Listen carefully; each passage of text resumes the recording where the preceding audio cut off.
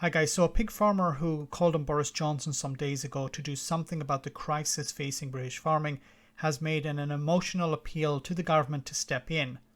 Johnson, in a video I uploaded recently, made some pretty pathetic remarks in his response to the fact that farmers are now being forced to kill their own pigs, either to free up space on their farms or because they can't sell the pigs they have to abattoirs.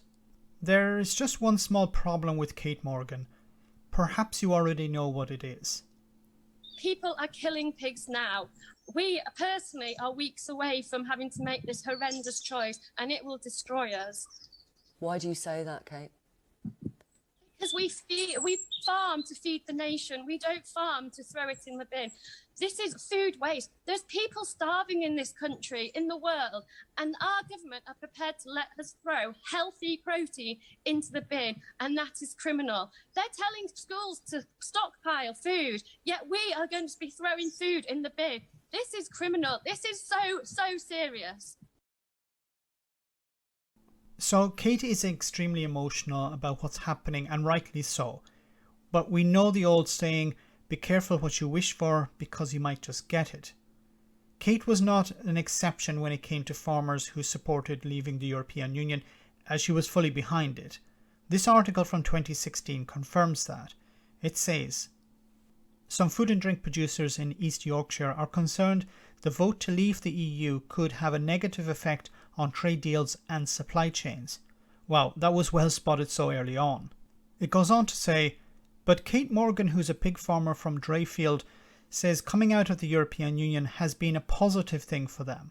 She was quoted as saying, pork from the EU is more expensive now because the pound is weaker, and so supermarkets are looking to buy British pork, which is great for us. Not exactly an argument for why British pork is better.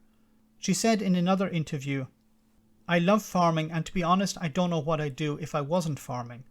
Well, voting for Brexit will allow you to soon find out. But I do feel we're up against it most of the time.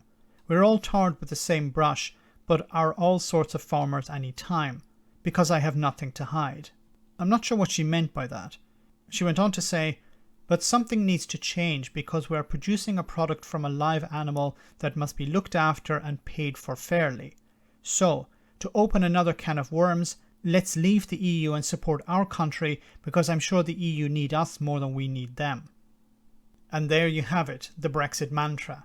Where did she learn that line? Was it from Nigel Farage or Michael Gove? I've said this before, and I'm not an expert in the sectors that I cover on the channel, but even I know that cutting yourself off from your biggest market will cause problems.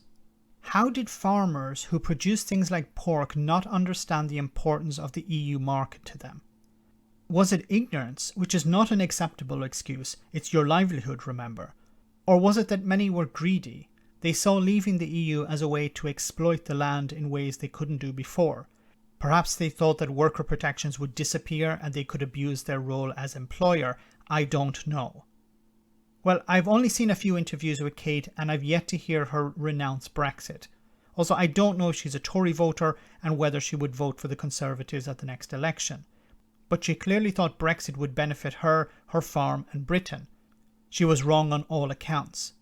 Look, I'm not here to beat up on her, but I think we need to hear from farmers who voted for Brexit, explain why they did so to stop the madness from happening again. Let me know in the comment section, guys, what you think. As always, your comments are greatly appreciated. Thanks a lot.